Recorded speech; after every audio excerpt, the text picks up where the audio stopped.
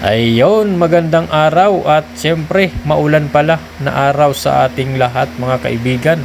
Lalong-lalo na dito sa Metro Manila, no? Grabe talaga ang pagbuhos ng ulan. Halos mag-iisang linggo na tayo po ay binabagsakan ng ulan at ang ibang party ng Metro Manila ay nakakaranas ng pagbaha, no? So ingat-ingat po tayo. Anyway, eto na nga mga kaibigan, itong si Senador Erwin Tulfo ay napasugod nga po dyan, no, sa City Hall ng Maynila at nakipagkita no dyan sa butihing mayor ng Maynila na si Mayor Isko Moreno, no, at yun nga ay itong si Isko Moreno ay kinausap at pinuntahan po siya ni Senador Erwin Tulfo at nagbigay nga po ito, nagpaabot ng tulong, no, itong si Senador Erwin Tulfo. So ito po mga kababayan, no, ay panoorin po natin ang video, no, mula po ito kay Main TV Vlogs, no. So suportahan po natin ang kanyang channel. So ito panoorin po natin ang video niya na kung saan po ay kasama po ni Mayor Isko Moreno itong si Senador Erwin Tulfo.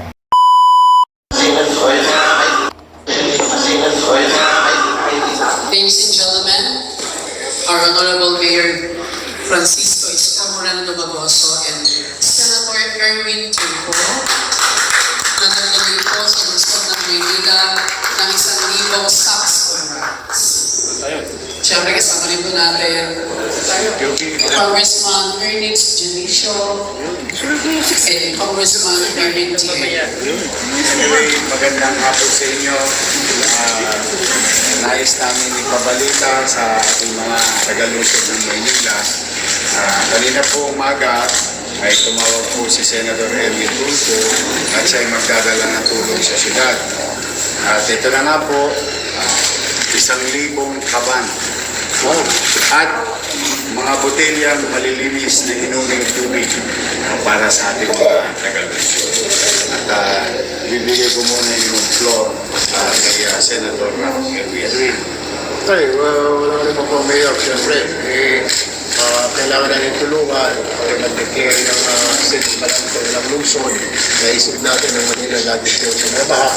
Nag-usap niya kami ni Mayor, sabi ko, hindi guys, sabi niya, dahil siguro yung mga chitikay niya, dahil yun ang kadalasan. Pagkatulad dito, walang mga biyahe, ay walang kita. Sabi ko, discussion mo na Mayor. But anyway, I told the Mayor, tawag ka lang Mayor kung kailangan mo pa, kasi I know it will not be enough. Dahil may mga paparating pa kayo ng 2 bagyo pa yata, Mayor. So, nakahanda naman ng tulong kami. Thank you, Sen. Siyempre kami, appreciate namin.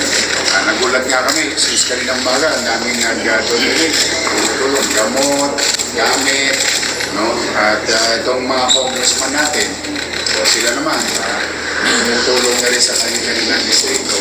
But today, I'm very happy and grateful to the Senate, especially to the office of Senator Erwin Tulfo. And we will make sure, Senator, yung titira nito, talagang kailangan ng mga tao na, yung mga individual ang bibigyan namin. Lalong-lalo na sa transport group dahil ilang araw na silang walang biyahe at alam naman natin ang buhay driver. Kapag walang biyahe, walang chicha, gutom yan, hand to mouth yan. Yung ating naman mga evacuation area naman, tuloy-tuloy naman pinakakain, binibigyan na makakain ng ating mga evacuees. For now, on behalf of the people of Manila, thank you very much, Senator. Thank you. Nabanggit din po si Mayor kanina, ang maganda pong idea.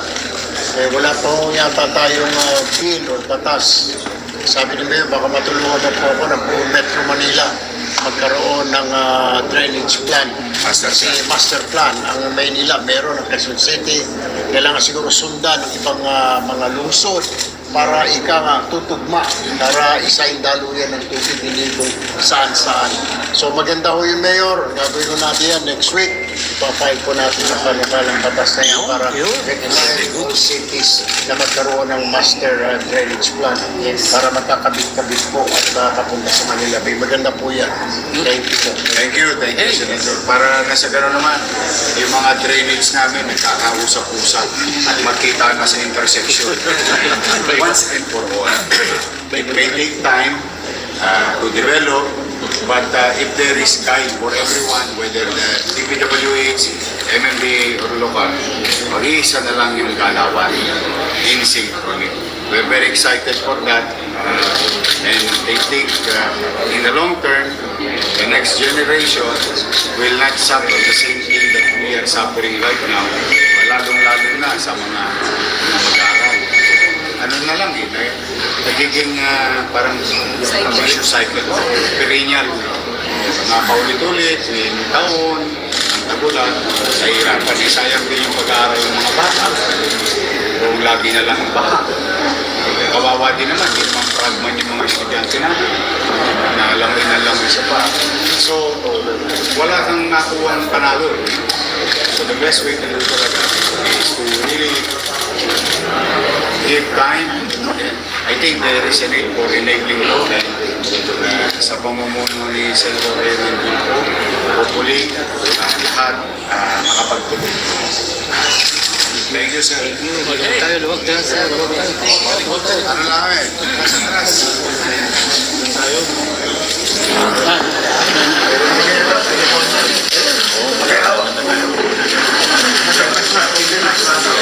Nasa Muli po, maraming salamat po.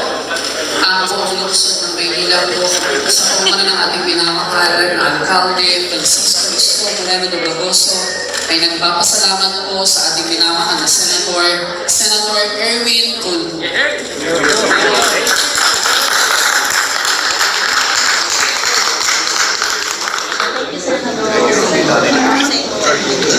Thank you.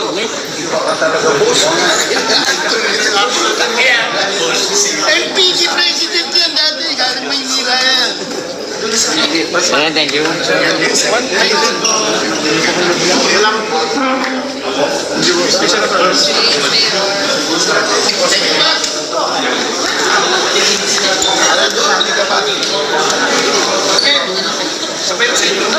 At ito na nga mga kababayan, yung ibinigay na tulong ng ating Senator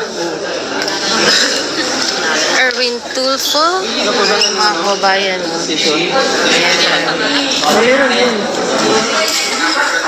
Alright, so ayun nga no mga kababayan, at napakalaking tulong po yun no na ibinigay po ni